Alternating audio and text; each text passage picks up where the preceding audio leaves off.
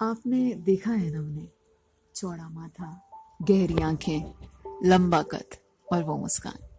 जब मैंने भी पहली बार उन्हें देखा था तो बस देखती रह गई। साथी से पूछा, कौन है ये हैंडसम नौजवान? हैंडसम? हैंडसम कहा था मैंने। साथी ने बताया वो इंडियन है, पंडित नेहरू की फैमिली से है। मैं देखती रही नेहरू की फैमिली के लड़के को। कुछ दिन बाद यूनिवर्सिटी कैंपस के रेस्टोरेंट में लंच के लिए गई। बहुत से लड़के थे वहां।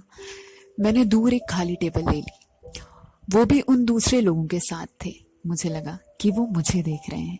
नजरें उठाई तो वो सचमुच मुझे देख रहे थे।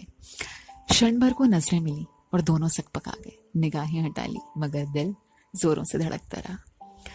अगले दिन जब लंच के लिए वहीं गई तो आज भी मौजूद थे। वो पहली नजर का प्यार था। वो दिन खुशनुमा थे। वो स्वर्ग था।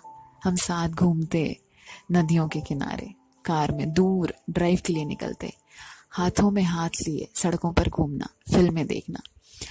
मुझे याद नहीं कि हमने एक दूसरे को प्रपोज भी किया है। जरूरत नहीं थी, सब नेचुरल था। हम एक दूसरे के लिए बने थे। हमें साथ रहना था हमेशा। उनकी माँ प्रधानमंत्री बन गई थी। जब इंग्लैंड आई तो राजीव ने मिलाया। हमने शादी की इजाजत मांगी। उन्होंने भारत आने को कहा। भारत?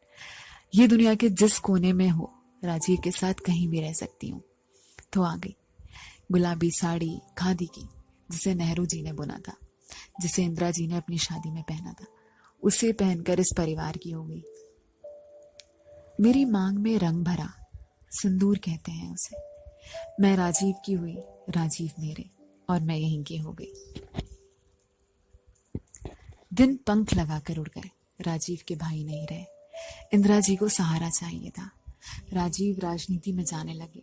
मुझे नहीं था पसंद, मना किया, हर कोशिश की, मगर आप हिंदुस्तानी लोग माँ के सामने पत्नी की कहाँ सुनते हैं।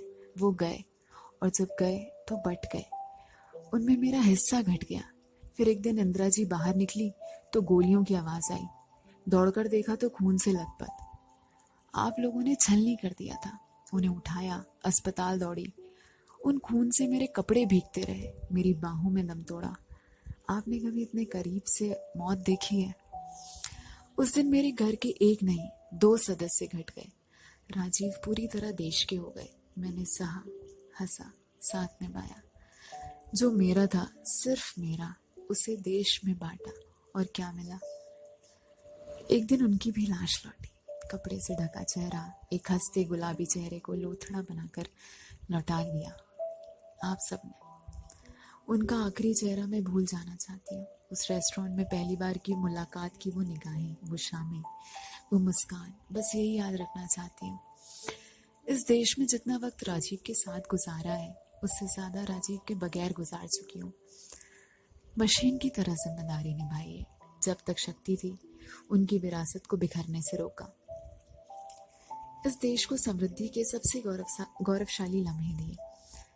घर और परिवार को संभाला, एक परिपूर्ण जीवन दिया। मैंने अपना काम किया है। राजीव को जो वचन नहीं दिए, उन्हें भी निभाया है मैंने। सरकारें आती जाती हैं।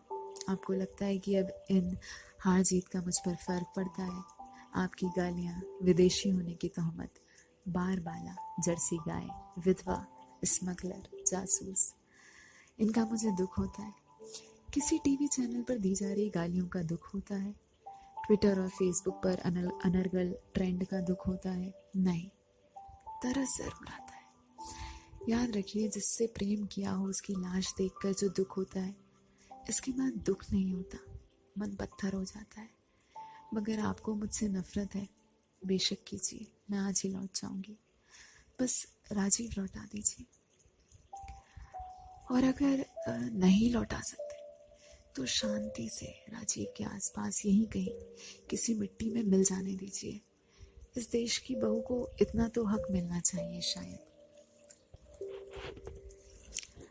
जर्सी गाय, विधवा, इटालियन, यह उनके काम की आलोचना नहीं है, यह उनके स्त्रीत्व का उपहास है। और उपहास करना अच्छी आदत तो नहीं। सवाल काम पर किए जाने चाहिए, अस्तित्व पर नहीं।